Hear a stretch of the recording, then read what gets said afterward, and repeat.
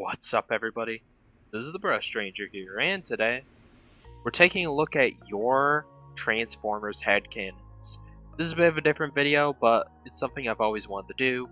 I asked you guys in one of the community posts, and I got an overwhelming response of your Transformers Head Canons.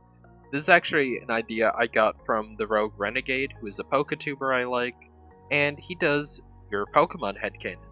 So I wanted to put my own twist on it and do a Transformers Head Canons video. So yeah, go check out the Rogue Renegade and let's get into it. To give you an idea of what a headcanon is, I'll say one of mine. Vortex loves listening to Steely Dan, and it's his favorite band. I don't know how or why, but he just looks like he listens to them. Steely Dan. No. Yes, absolutely. No, in terms of pure musicianship, I would put them up against any current band you can name. Our first headcanon comes from TFGirl444, who's been subscribed to the channel for a while. I appreciate that. But her first headcanon is, Bumblebee in TF1 became a little crazy because of the loneliness he experienced all those years under the planet. If you don't already know, spoilers for Transformers 1, but he's put in the bottom of waste management, and honestly, yeah, I can see him being crazy. He literally made friends out of the garbage on the assembly line he's supposed to be working at. He's definitely crazy. DeadEnd has a very tragic past, and that's why he's determined that we're all doomed. This might be the case. In Cyberverse, he is a very deadpan, doom and gloom kind of personality. He seems always depressed. And honestly, I feel like he's been that way for a really long time, and he's just kind of gotten used to it, and even likes it. He's kind of happy just being by himself and just being miserable. And honestly, the trauma was probably inflicted by Astro Train, considering how much he bullies DeadEnd. I'll tell you what you got, Astro Train. You got what you effing deserve. Skids being Scottish. Honestly, this is nothing new. Team Trainwreck, if you didn't already know, is a YouTube channel that used to do comic dubs. Still waiting for Part 3, More Meets the Eye. But in their More Meets the Eye series, they gave Skids a very prominent Scottish accent, and the fandom just universally decided that Skids is Scottish now. Her last headcanon is, Transformers do breathe, but it's just not oxygen. So, Transformers not needing oxygen is nothing new, but in the 1986 movie, Hot Rod is shown getting choked out by Galvatron, and it's working. But one hole in this theory is that Cup and Hot Rod were on Quintessa, and they landed underwater. And they seem just fine. The next headcanon comes from Inzy Clouds, and his headcanons are, Eternian Accent is the Transformers animated Megatrons Accent, which was mentioned in the IDW comic. I can definitely see that because, if you don't already know, a lot of Transformers, despite living on Cybertron, just have accents depending on where they are. The most notable one is Jetfire having an Australian accent most of the time, despite the fact he's never been to Australia. Now where was I? The Allspark takes precedence over a few insignificant Autobots. Besides, they're not long for this world. Decepticons, transform and rise up! The reason why animated Megatron's oil canisters are shaped like wine glasses is because he enjoys drinking oil like that. Lugnut knows this, and whenever he isn't doing anything, he goes and twists more wine glasses. Honestly, yeah, that does seem like something Megatron and Lugnut would do. Lugnut because he's just a fanatic for Megatron and believes everything he says, and that he sees him as the supreme leader of all Decepticons no matter what. Traitor! Megatron is wise! Megatron is bold! Megatron will return the Decepticons to Cybertron! And wipe our homeland clean of the stench of Autobot tyranny, blah blah blah blah. Did you memorize that speech, Lugnut? Or is it just hardwired into that thick one-track processor of yours? The reason why I think this is because in Transformers Animated, apparently he's rich. He's able to pay off a really high bounty on Starscream, as well as pay Swindle for his device. So, honestly, I think Megatron's rich, and he's just used to living that life of luxury. So, yeah. And also, he's not a slob like Mixmaster and Scrapper are. They'll just drink it straight out of the barrel, and even on the ground sometimes. Oh no, I'm gonna butcher your name. TFEs? I'm so sorry.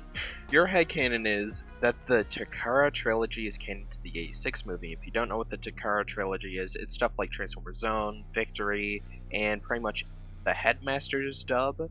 And that's all I know from this trilogy is the funny out of context Headmaster's dub. It is a riot. Chrome Dome, I'm gonna send you to hell. No way! But essentially in Japan, they continued on with G1 and ignored Season 4, I believe. So, yeah, honestly, I can see this. And honestly, it's just up to you to decide what is canon and what isn't. The IDW movie comics are canon. They were so canon, in fact, that Michael Bay actually thought they were spoiling the movie and telling the story better than he was. He felt like the movies were being spoiled. Honestly, they just kind of enhanced the movies, and the movie's plot is nonsensical anyways, so any kind of clarity is good. But unfortunately, around the last night, which was the worst movie I've ever seen, he decided to tell IDW to stop making tie-in movie comics. It's ironic.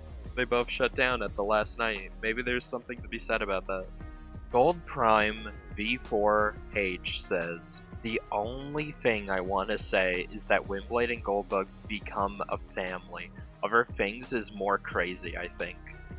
I don't know what you mean by that, but it's your headcanon. So yeah, sure. Our next headcanon is from Plague Slayer. Optimus Prime sees Bumblebee as his son in Rise of the Beast, which is why he became so violent after he died. Yeah, so Scourge kills Bumblebee right in front of him in Rise of the Beast, and Optimus already felt bad about stranding them on Earth while Cybertron was under siege, and all their soldiers are probably dying. And on top of that, some guy comes from space, claiming to be a herald of Unicron, which is the complete opposite religion of Optimus Prime, calls him a false prime, and that his god would be ashamed of him, then kills his son right in front of him. I don't understand where people thought that was so out of character. Bumblebee dying is always the catalyst for Optimus losing it, him just snapping. Fall of Cybertron. Bumblebee gets shot by Megatron using that giant cannon. Optimus then impales Megatron. The only reason Megatron didn't die right then and there is because they wanted a sequel. Transformers Prime. Bumblebee tries to sneak up behind Megatron and gets shot. Megatron starts smirking at the fact he thinks he killed Bumblebee, and Optimus loses it and goes into Kratos rage and starts absolutely bodying Megatron. And on top of that, Scourge stole Bumblebee's Autobot symbol as a trophy and attached it to himself. Yeah, Optimus decapitating this guy just worships death and just collects people's symbols as trophies. Yeah, I can kind of see why he's a little justified in being a little more violent with him, as opposed to, like, say, Megatron in the Bayverse. Especially because he was trying to summon Unicron to eat Earth. Arcee was in a romantic relationship with Tailgate, which is why she has such bad PTSD. Honestly, yeah, probably, but if you think about it like that, that's really messed up considering the thing she did after Tailgate's death was just upgrade to a red version of him. Yeah, if you don't already know, the Prime version of Tailgate is just a blue and white recolor of Cliffjumper, who has the exact same mold as him. So she literally watched her partner die and get tortured alongside her, and then got saved, and then the first thing she did was find a red version of him and went, "You're my new partner," and then he died too. Arcee just can't seem to keep a partner alive other than Jack. But yeah, Arcee definitely has PTSD. NightBird seemed to hold back when attacking the humans in Rise of the Beast, while Scourge and Battletrap seemed happy to mess with them. I think this is because she probably has some twisted sense of honor and she likes toying with her prey. I don't think she's below killing humans, but it's too easy. She'd rather let them run around, tire themselves out, and then kill them. Like I said, she probably has some twisted sense of honor, enjoys the thrill of the hunt, and actually fighting worthy opponents. Our last few headcanons come from Panzer 855. I have no idea where to start, so here's number 1. Rise of the Beast Scourge used to be an innocent bot, but was the last survivor of his planet, and then Unicron turned him. I think he became a herald of Unicron either because he died and got resurrected using Dark Energon, or just infused with Dark Energon, becoming a Terrorcon, which is what the meaning means in Transformers Prime, which is a Dark Energon zombie. The Dark of the Moon tie-in game is canon to the Bayverse.